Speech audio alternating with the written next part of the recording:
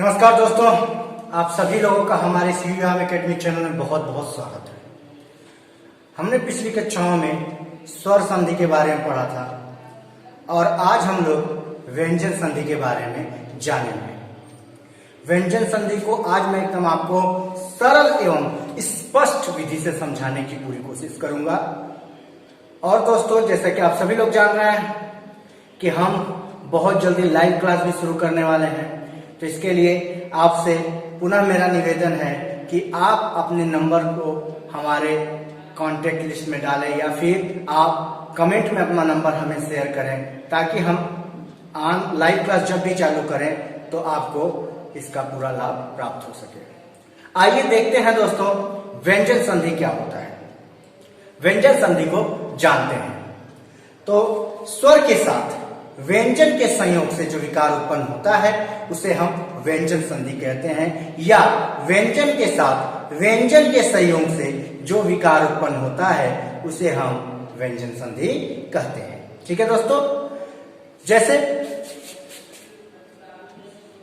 वाक, धन, ईश। देखिए, जैसा मैंने आपको बताया दोस्तों कि स्वर के साथ व्यंजन का या व्यंजन के साथ व्यंजन का जब संयोग बनता है उससे जो विकार उत्पन्न होता है उसे व्यंजन संधि कहते हैं। देखिए, व्यंजन के साथ स्वर के संयोग से एक विकार उत्पन्न होगा, जो परिवर्तन होगा, जो व्यंजन संधि में तब्दील हो जाएगा। जैसे वाक, धन, ईश बराबर वागीश, ये व्यंजन संधि का एक उदाहरण दोस्तों। जैसे सत, धन, जन, व्यंजन के साथ व्यंजन के योग से जो विकार उत्पन्न होगा उसे भी हम व्यंजन संधि की श्रेणी में रखेंगे मित्रों। सज्जन। ठीक है दोस्तों, तो फिर से एक बार सुन लीजिए। स्वर के साथ व्यंजन या व्यंजन के साथ व्यंजन के संयोग से जो विकार उत्पन्न होता है उसे हम व्यंजन संधि कहते हैं। आइए देखते हैं व्यंजन संधि को के उन नियमों को जिनके द्वारा हम जान सकते हैं कि शब्द व्यंजन संधि के हैं। ठीक है, तो आइए उनके नियमों को देखते हैं। तो सबसे पहला नियम है जिसको हम देखेंगे कि जब भी क, च, ट, त और प के आगे कोई स्वर आ जाए, कोई स्वर आ जाए और किसी वर्ग का तीसरा या चौथा वर्ण आ जाए, और किसी वर्ग का तीसरा या चौथा वर्ण आ जाए, किसी वर्ग का तीसरा या चौथा वर्ण आ जाए, तो ऐसी स्थिति में क, च, ट, त, प के स्थान पे इन्हीं वर्ग का तीसरा वर्ण आ जाता है। जैसे दिक, धन, अंबर। दिक, धन, अंबर, यानी देखिए यहां पे क वर्ग के आगे एक स्वर आया है और ये नियम यही कहता है कि जब भी जिस वर्ग के सामने यानी क, च, ट, त, प में से किसी वर्ग के सामने कोई स्वर आ जाए या किसी वर्ग का तीसरा वर्ण या चौथा वर्ण आ जाए, तो ऐसी स्थिति में जब हम संधि को करेंगे तो क, च, ट, त, प के स्थान पर इन्हीं वर्गों का तीसरा वर्ण आ जाता है। जैसे क के स्थान पे क का तीसरा वर्ण, जैसा कि आप सभी लोग वर्ण में पढ़े जानते होंगे, नहीं पढ़े तो आइए मैं एक बार इसको भी थोड़ा सा बता देता हूं। देखिए, क वर्ग में क्या क्या होता है? क, ख, ग, घ और अंग, च, छ, ज, झ, ञ,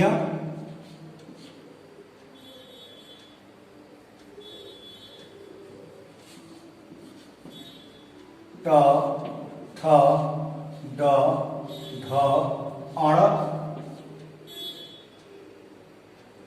त, थ, द, ध, न, प, फ, ब, भ, म।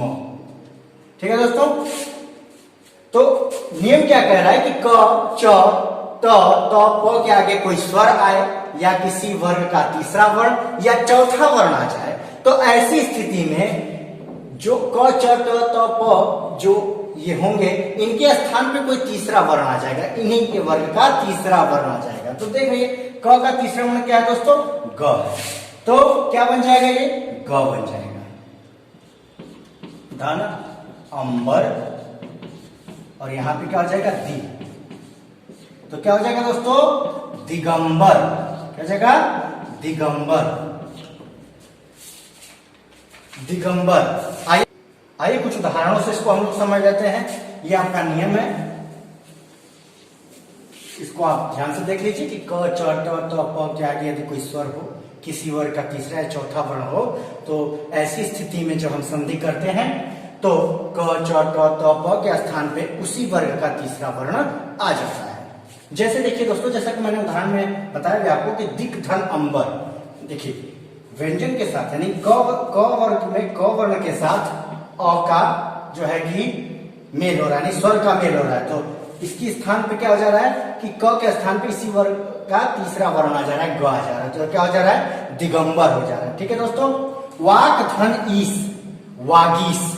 अब क के स्थान पे जब यानी क और स्वर का मेल हो रहा है, तो क्या परिवर्तन हो रहा है कि इसी वर्ग का तीसरा वर्ण आ जा रहा है। तो क का तीसरा वर्ण जैसा कि आप देख ही रहे हो, जैसा मैंने वर्ण में भी आपको पढ़ाया है। आप मेरा वर्ण का वीडियो देखेंगे तो आप वर्ण के बारे में बहुत अच्छी तरह से जान जाएंगे। आप देखे होंगे तो आप जान रहे होंगे कि मैंने वर्ण कितना आसान और सही तरीके से पढ़ाया, जो आपको केवल देखने से याद हो जाएगा। ठीक है, तो वाक, धन, ईस, वागीस, यानी क का जो है जब स्वर के साथ जो है कि मेल हो रहा है, संयोग हो रहा है, तो इसी वर्ग का तीसरा वर्ण ग आ जा रहा है। अच, धन, अंत। अब आप जैसा देख पा रहे हैं, अच, धन, अंत बराबर अजंत। यहाँ पे च का जो संयोग स्वर से हुआ है, तो यहाँ पे क्या किया है कि च का तीसरा वर्ण ज कर दिया है ना? किसमें परिवर्तन हो गया? च, ज में। ठीक है, तो आप नियम को ऐसे याद रखिए कि जब भी हम क, च, ट, त, प इन वर्णों का मेल या इन वर्णों के बाद कोई स्वर आए, किसी वर्ग का तीसरा वर्ण आए या किसी वर्ग का चौथा वर्ण आए, तो ऐसी स्थिति में हमको जब संधि करेंगे तो क, च, ट, त, प के जगह पे उसी वर्ग का तीसरा वर्ण प्राप्त हो जाएगा, जिससे हम संधि करेंगे। ठीक है दोस्तों, जैसे अच, धन, अंत, अजंत। सत, धन, आचार, यानी त की जगह क्या आ जाएगा दोस्तों? जी हाँ, ज आ जाएगा। सदाचार, उत, धन, घाटन, उद्घाटन आदि। आइए अब देखते हैं कि दूसरा नियम क्या कहता है। तो दूसरा नियम यह है दोस्तों, जो मैं आपको बताऊंगा कि जब भी क, च, ट, त, प के स्थान पर क, च, ट, त, प के आगे कोई अनुनासिक व्यंजन आ जाए। क्या आ जाए? कोई अनुनासिक व्यंजन आ जाए। क, च, ट, त, प के आगे यदि कोई अनुनासिक व्यंजन आ जाए। क्या आ जाए दोस्तों? अनुनासिक व्यंजन। अनुनासिक व्यंजन। अनुनासिक व्यंजन किसे कहते हैं, ये भी मैंने वर्ण में बताया हुआ है कि जिनको बोलने के लिए नाक का और मुंह का सहारा लेना पड़े, उन्हें अनुनासिक व्यंजन कहते हैं। किसी भी वर्ग का पांचवा अक्षर अनुनासिक व्यंजन ही होता है। ठीक है दोस्तों, तो जब भी क, च, ट, त, प के आगे कोई अनुनासिक व्यंजन आ जाए, तो ऐसी स्थिति में क्या होगा?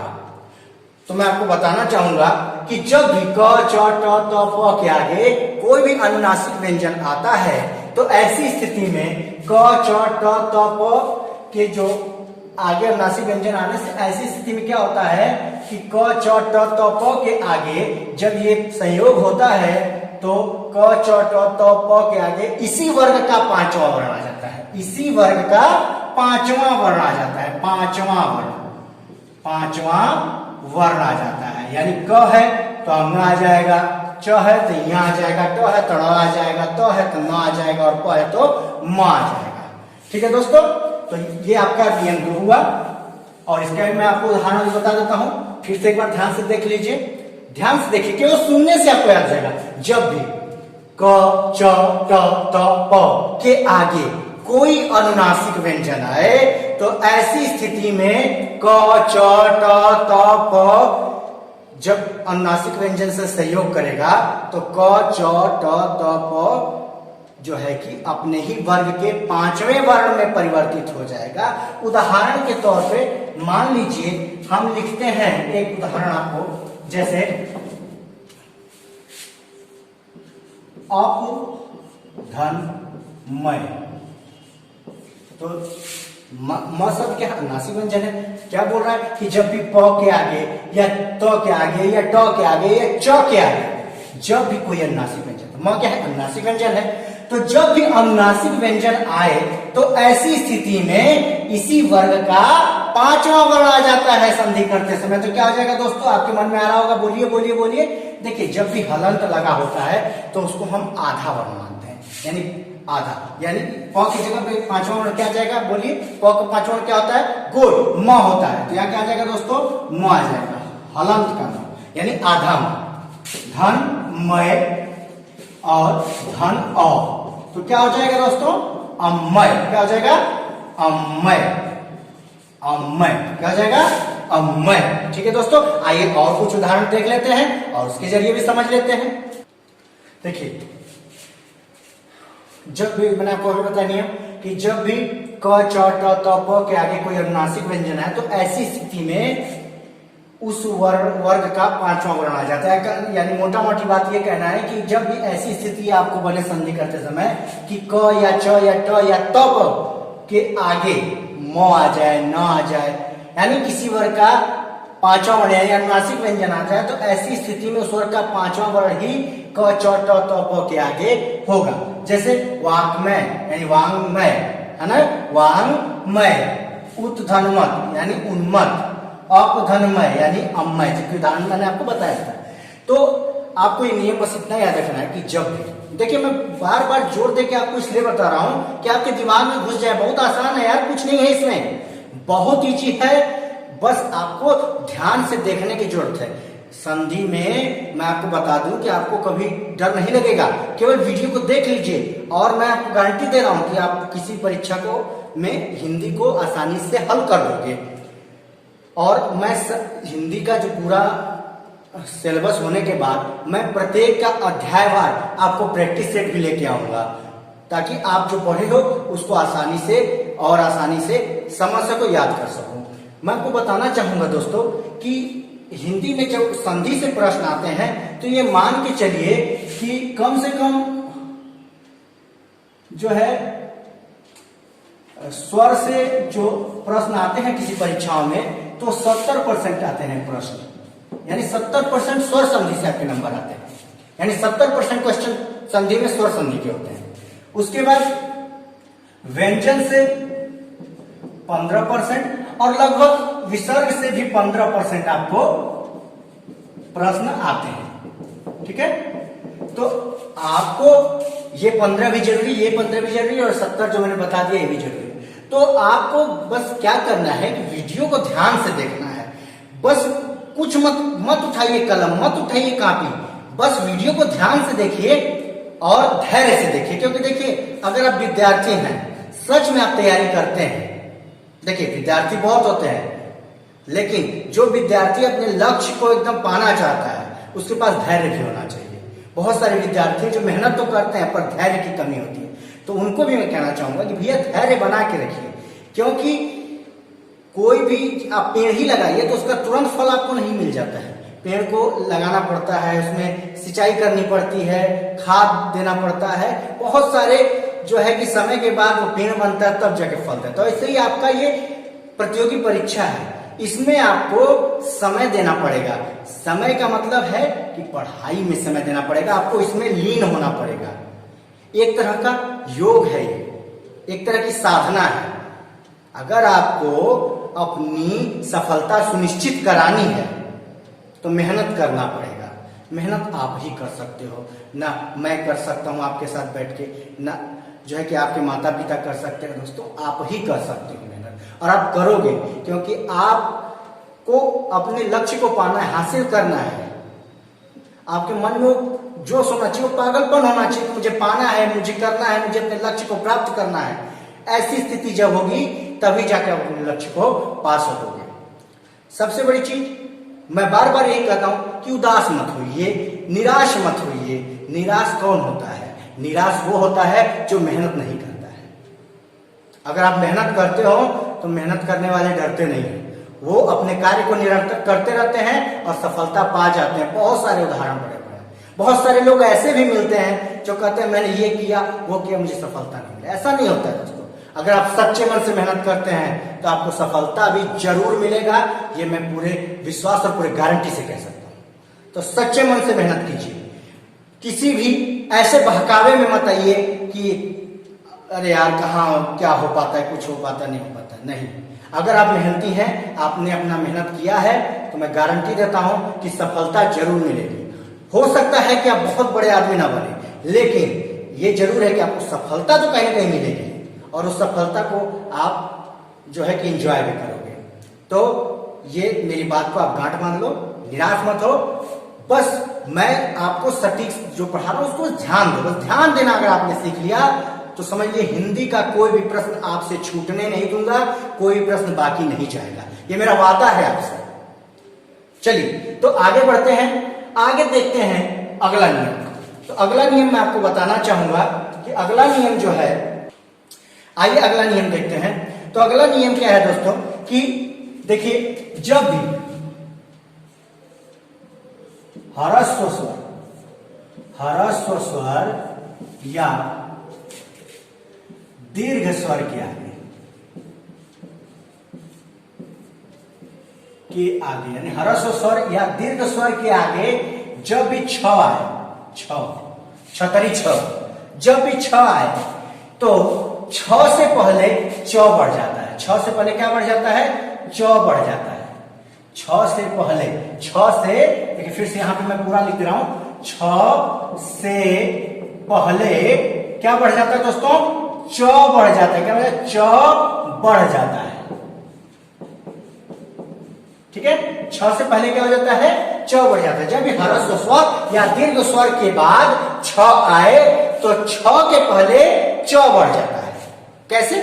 देखिए उदाहरण, जैसे मैंने लिखा कि परिधन छेद। अब जो विद्यार्थी समझ गए होंगे वो इसका संधि भी कर चुके होंगे, है ना?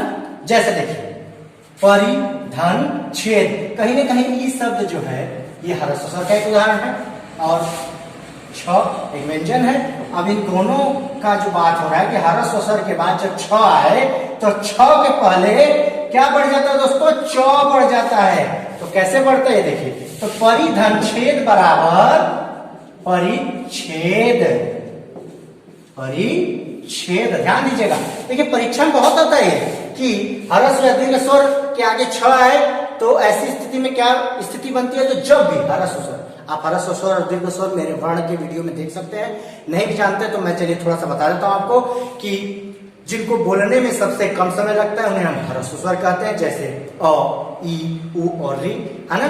जिनको बोलने में हमें ह्रस्व से 2 गुना ज्यादा समय लगता है उन्हें हम दीर्घ स्वर बोलते हैं। अन्य बाकी 7 जो है वो दीर्घ स्वर है। ठीक है, तो ह्रस्व और दीर्घ स्वर के बाद जब छ आए, ध्यान दीजिएगा, ह्रस्व स्वर और दीर्घ स्वर के बाद जब छ आए तो ऐसी स्थिति में जब हम संधि करते हैं तो छ के पहले च बढ़ जाता है, यानी छ के पहले च आ जाता है। यानी जो उदाहरण आपके है परिधन छेद, यानी छ के पहले च का निर्माण हो गया है, इसलिए हो गया है परिच्छेद। आइए और भी कुछ उदाहरण देख लेते हैं, उससे भी इसको हम लोग समझ लेते हैं। देखिए ह्रस्व स्वर के बाद छ आया है तो इसके आगे हमेशा च का निर्माण होगा, जैसा कि मैंने आपको नियम में बताया था। तो आ धन छात्र यानी अच्छादन, लक्ष्मी धन छाया यानी लक्ष्मी छाया, पद धन छेद यानी पद छेद, गृह धन छिद्र गृह छिद्र। यानी जहां पर भी ह्रस्व स्वर या दीर्घ स्वर की स्थिति बने और उसके बाद छ व्यंजन वर्ण आ जाए तो ऐसी स्थिति में उस छ के पहले च ऑटोमेटिक बढ़ जाता है, यानी च का निर्माण स्वयं ही हो जाता है एक विकार के रूप में, एक विकार के जरिए। ठीक है, तो ये तो आपका था नियम।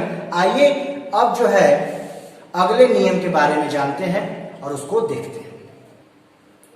देखिए यदि म के आगे यदि म के आगे कोई अंतस्थ व्यंजन आ जाए, अंतस्थ व्यंजन आ जाए या ऊष्म व्यंजन आ जाए,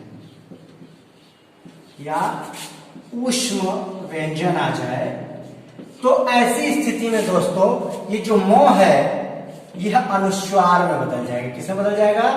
अनुस्वार में बदल जाएगा।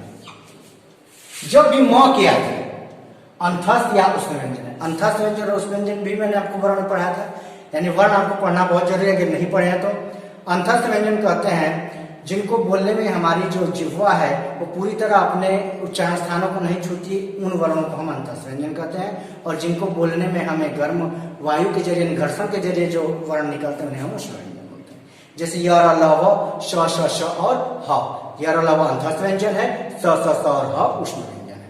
तो जब भी म के आगे ये व्यंजन वर्ण आ जाए, अंतस्थ या ऊष्म आ जाए, तो म हमेशा अनुस्वार में बदल जाता है। जैसे देखिए शम धन शार, शम धन शार। अब देखिए म अनुस्वार में बदल जाएगा, अनुस्वार भी मैंने वर्ण में पढ़ाया हुआ है, तो हो जाएगा ये क्या हो जाएगा दोस्तों? संसार, संसार। यानी यहाँ जो म है वो अनुस्वार में बदल गया है, इसलिए ये हो गया संसार। तो ऐसी स्थिति भी आपको याद रखनी होगी कि म के आगे जब भी अंतस्थ या ऊष्म व्यंजन आए तो ऐसी स्थिति में म अनुस्वार में परिवर्तित हो जाता है। कौन परिवर्तित हो जाता है दोस्तों? म परिवर्तित हो जाता है। म परिवर्तित हो जाता है किसमें? अनुस्वार में। तो ये आपका एक नियम हो गया, ठीक है। अब अगले भाग के वीडियो में हम लोग इसके आगे का नियम जानेंगे, ठीक है दोस्तों। तो वीडियो अगर अच्छी लगी हो, अगर आपको समझ में आया हो और आपको ये उम्मीद लगे कि सर से यानी मुझसे कुछ उम्मीद आपको है, तो मैं आपसे यही निवेदन करूंगा दोस्तों कि प्लीज प्लीज प्लीज चैनल को सब्सक्राइब कीजिए, लाइक कीजिए और शेयर कीजिए, ताकि हम और जो है कि ज्यादा से ज्यादा ऊर्जा के साथ आपसे जुड़ सके। और बहुत जल्दी हम लाइव क्लास की भी शुरुआत करेंगे। इसके लिए भी आप अपने हमारे कमेंट बॉक्स में अपना नंबर सेंड कीजिए, ताकि हम आपके साथ लाइव क्लास को बहुत जल्दी शुरू कर सकें। फिर जय हिंद दोस्तों।